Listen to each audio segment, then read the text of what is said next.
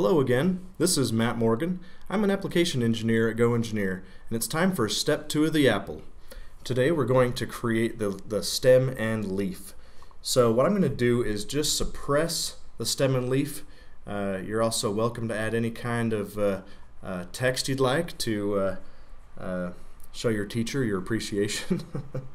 I'm going to suppress these features for now and just go over how you could create that stem. So to start with, I'm going to go into a 3D sketch and just create the stem twisted and turned using a spline. So I'm just going to start right here in the center of the apple.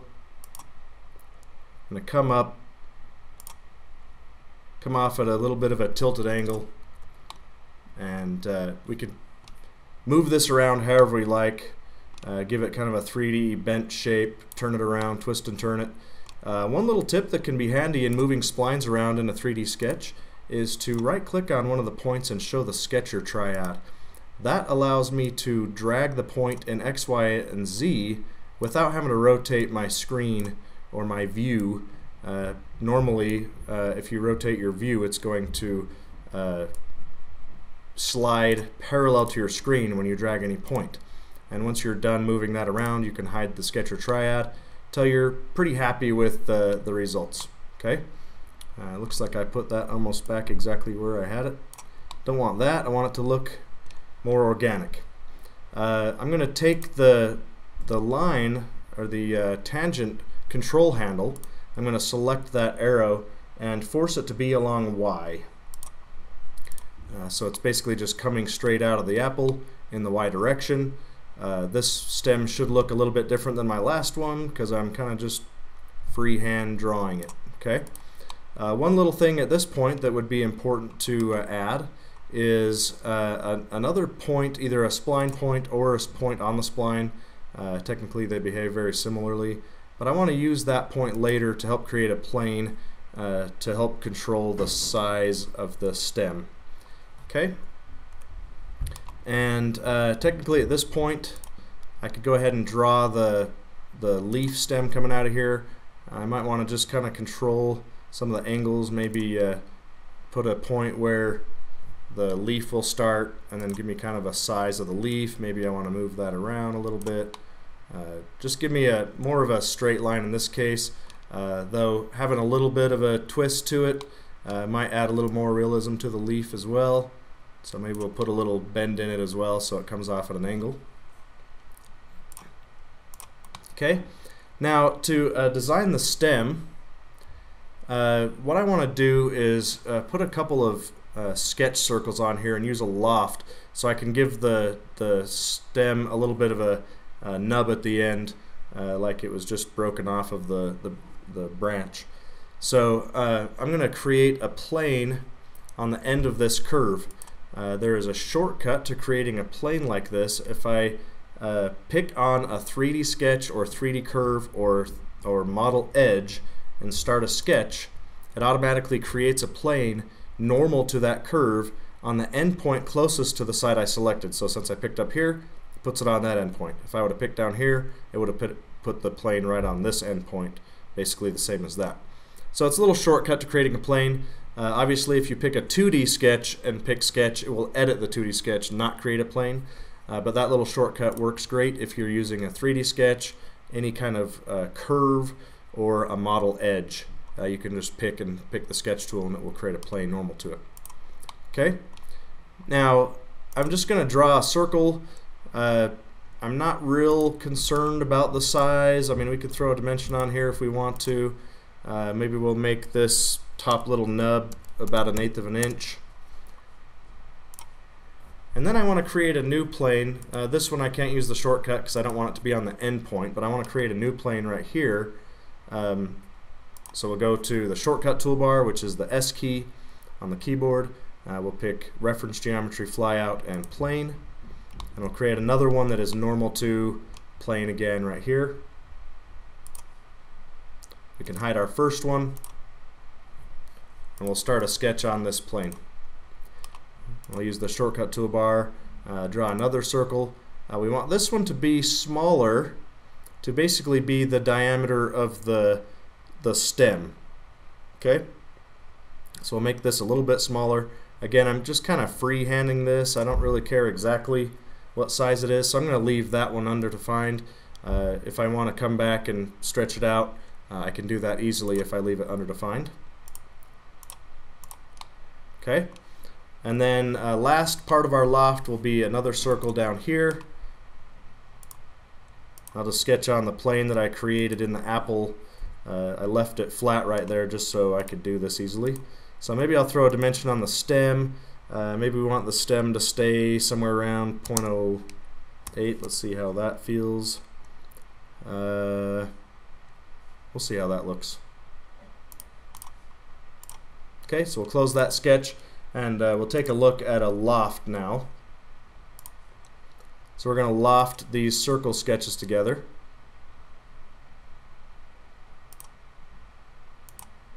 And then what I'm going to do is use the this curve right here as our center line parameter. The center line is a little bit different than a guide curve. The guide curve is controlling usually a vertex along the profile. So I could say, I could have it on the profile and say this vertex connects to this vertex, which connects to this vertex. Even though there's not any in a circle, it could control the path along the outer shell of the loft. The center line is more controlling. It's just saying I'm still transitioning between these three circles. However, I'm going to follow this as the path. Okay, because I picked a 3D sketch that has two curves in it, because I have the leaf and the stem curve in it, it pops up the selection manager automatically. You can access this by right-clicking and picking selection manager. Obviously, since it's already up, it's not going to show up, but I can right-click and find the selection manager here and just select it right from the beginning.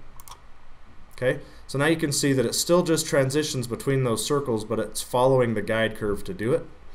And then right at this end, what I want to do is give it a little bit more of an obvious nub to it. So I'm going to go to the start end constraints, and I started at the bottom and worked my way up, so I want the end constraint to be normal to profile. So that kind of forces it to come out straight before it begins to transition into the smaller circle. And I can play with the tangent influence to give that more or less of a prominent bump. So I'm going to say somewhere around maybe 2.5. Gives me the approximate shape I want for the stem. Okay, and obviously this stem needs to be a different color. So I need to make sure this is not merged, so it creates a separate body. So I'm going to just edit the loft and turn off merge results. And now I can come over to my feature manager and just pick any color. I mean, I could sit and play with some wood colors. I'm just going to pick a low gloss brown plastic. So I'll just pull off one of these colors. I was holding Alt down as I dragged that color off. Let me just point that out too. If right here it tells you if you Alt drag a color, then it immediately lets you edit the color after. So I didn't have to go edit the color; it just automatically dropped it right in here.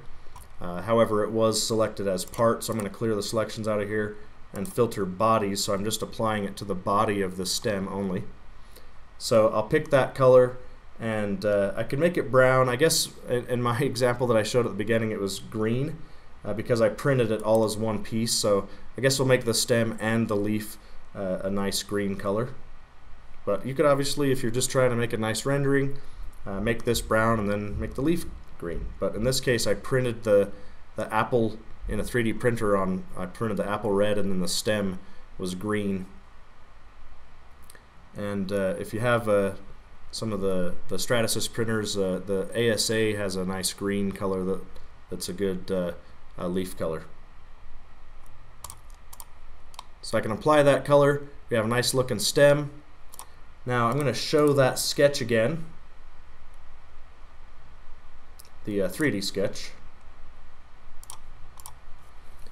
and I'm going to put a plane right here. Even though it's not necessary, I could put it on the endpoints. I do like some of the functionality that the boundary surface gives you, so I'm going to put it here just to kind of show you what options you might have. So I'm going to create a new plane sorry. When you pick a sketch, your shortcut toolbar shows your sketch shortcut toolbars. So I need to pick plane first before I pick it. Okay. Now let's start a sketch on this new plane. We'll just create a couple of splines. Sorry, I should have double clicked on the last one. I want to double click right here. Double click right here. With splines, I do like creating as few points as possible. Sorry, this point missed as I tried to snap to it, so let me just make sure that's on there. Looks good. Splines, you want to have as few points as possible so the curvature is nice and smooth. So with just a 2-point spline, I can drag the tangent handles around and give it a nice little arc to it to kind of give it that leaf contour.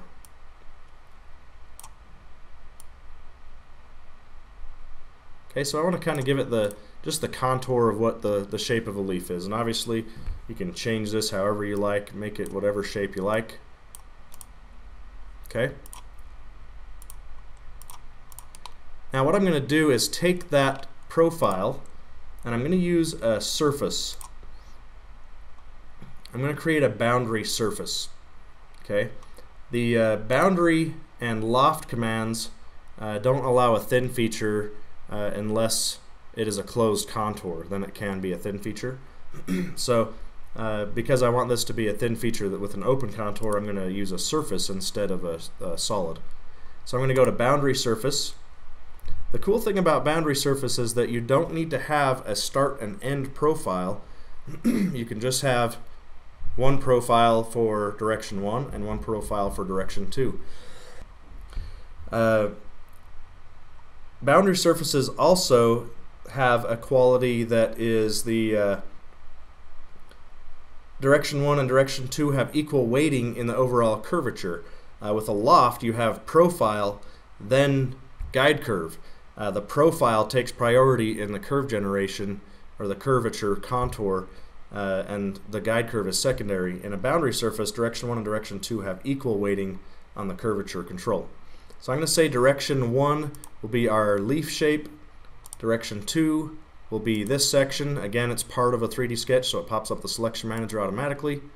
But now you can see it sweeps, or excuse me, it's more like a loft, but creates a boundary surface that just kind of fits this curve along the leaf curve. Okay, and then we'll take advantage of the copy. I'm going to copy that appearance and paste it onto this one, just onto the body. And now we have our leaf shape. So the next step I'm going to do is thicken this, which is what takes this shape and offsets it to give it a thickness. I'm going to use a 0.06, let's go right to a 1/16 of an inch. And let's use a mid plane. So that reminds me the offsets 0.0625 both ways. It's not like a mid surface or anything like that. So I'm going to cut this in half. So the full thickness is a 1/16, so we'll do a 32nd each way. Okay.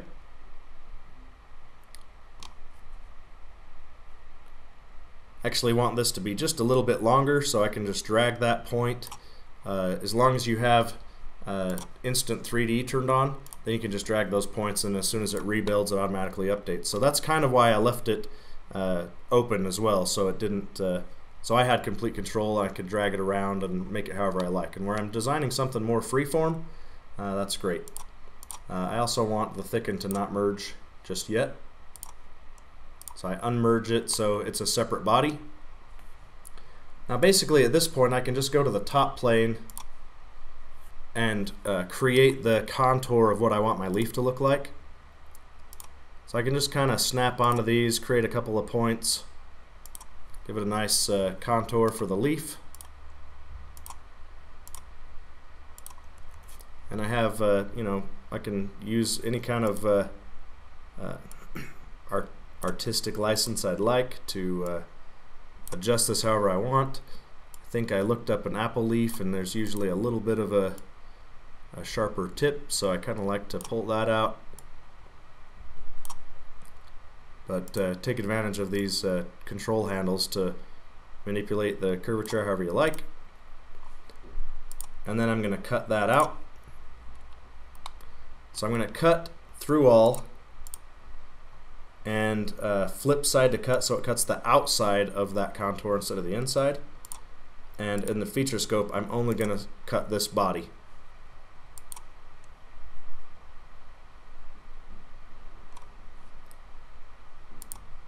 There we go. If I pointed it the right way, it works great. So I'll point it the right direction, hit OK. Now I have the leaf. Because of the angle on this, it does create a weird cutout here. I think I can just delete that geometry by deleting the face. Is there another little face there? Sure enough. So I can delete that face and just delete and patch, and what it will do is delete that face and extend all the other surfaces to cover the hole. Okay, I can't delete and patch. Let's see if I can do it in steps. Nope.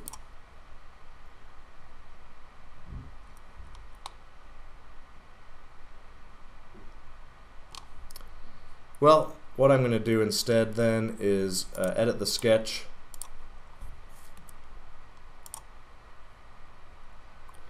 I'm just going to pull this point off of there a little bit. Just like that. Now I know it'll cut through, and it doesn't cut through any of these where the thicken is always going normal to the thickness, so it cuts in a little bit of a weird step in there. So this will be a little bit better shape anyway if I'm going to come back and fillet it. So great example of some of the things that you can run into with thickening surfaces. Okay. Oh, didn't go quite far enough back. Guess I'll stay in a top view so we can see what it looks like as I pull this back.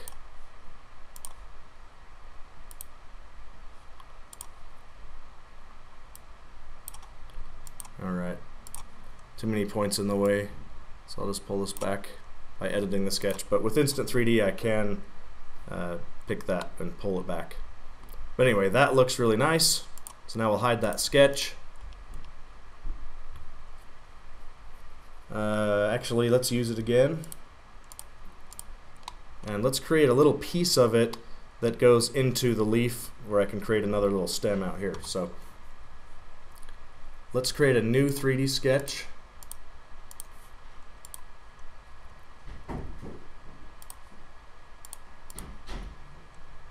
We'll convert entities on this guy. We'll just pull it back inside here a little bit. Maybe we'll stop it right at that spline point. So it's just, it goes into it, but not the whole entire thing. Oops. Let's undo that. Alright, so anyway, now I have a 3D sketch that's just partially through this line here. So I'll hide that one, leaving just our stem piece, our branch that's going to come out into this part. And now we'll create another new plane on here. This one is a 3D sketch, so I can use our trick before where I can just highlight it and create a sketch. It automatically puts a new plane normal to it and starts a sketch on it. It's a nice little shortcut. Okay, and we'll give that a dimension of something that's printable at least. So let's try 0.065, should be a good thickness. This is a rather fragile section of this model, so if you do design something and 3D print it, that's its breaking point. Actually, the ones that have broken have actually broken down here more than up here, but keep that in mind when you design it. So now let's create a sweep. We'll just sweep that circle along this new little curve that I created to create a nice little path. Okay, and we can merge those results together. One thing that I think when I created this the first time, I want to round these corners a little bit just so they're not perfectly sharp.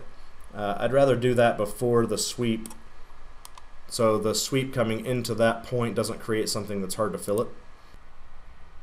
Alright, sorry, it took me a couple tries to get the fillet to work, so I skipped the part where I was working on it, but let me show you what ended up working.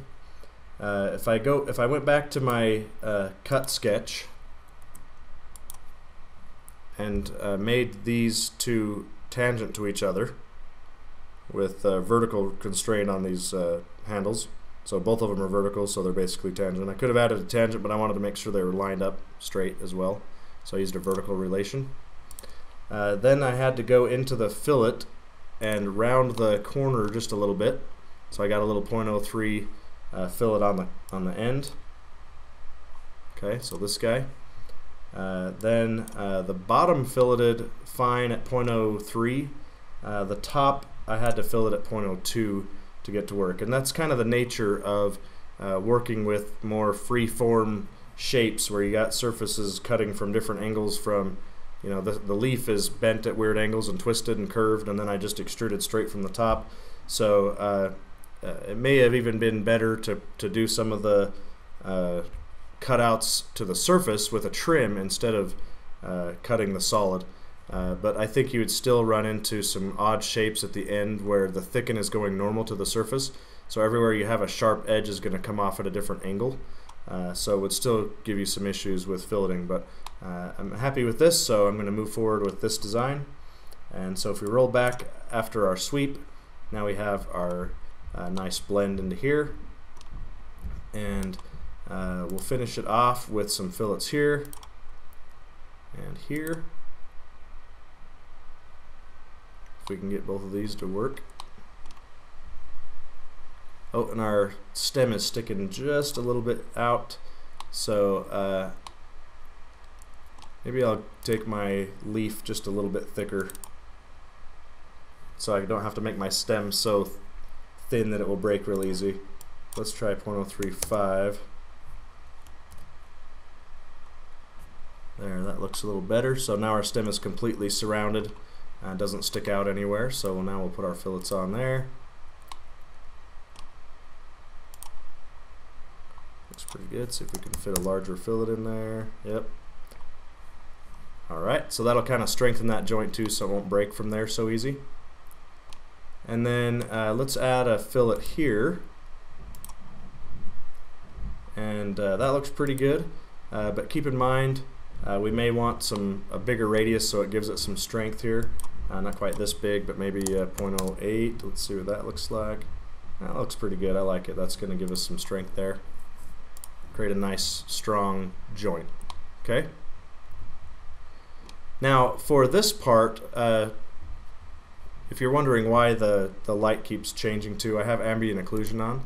I'm going to turn that off for a minute, but ambient occlusion just gives it some nice appearance in holes and shaded areas. So when the text was visible, it darkened that text, making it easier to see instead of just being the same color as the outer surface.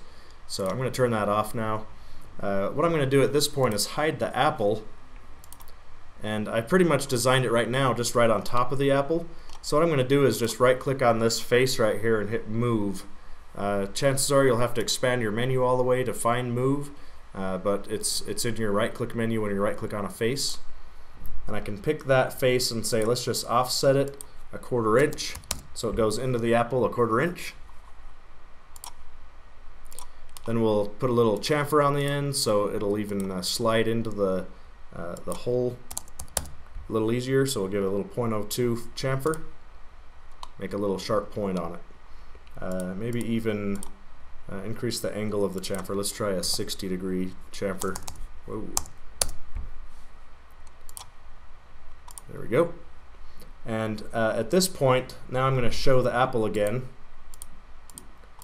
I'm going to take advantage of a tool called indent. So if you hit the S key on the keyboard, pops up your shortcut toolbar, you'll also notice that your cursor goes right into the command search at the top right corner of the screen. So I can start typing indent in here. I can type, there we go, and select indent. Now indent is designed to create a shell around a body where one body goes into another one, it creates a shell around it. But it also has an option to cut, and the nice thing about this over subtract is when you cut with the body, the target body will be the apple, the cutting tool will be the leaf, but when you cut with it, you can actually add a little bit of a clearance to it. So I can say, let's just give it a 0.015 clearance around the apple so we can slide it in and we have enough room for some glue or something. You can change that to whatever tolerance you need or whatever thickness or type of glue you want to use. So we can just give it a small offset.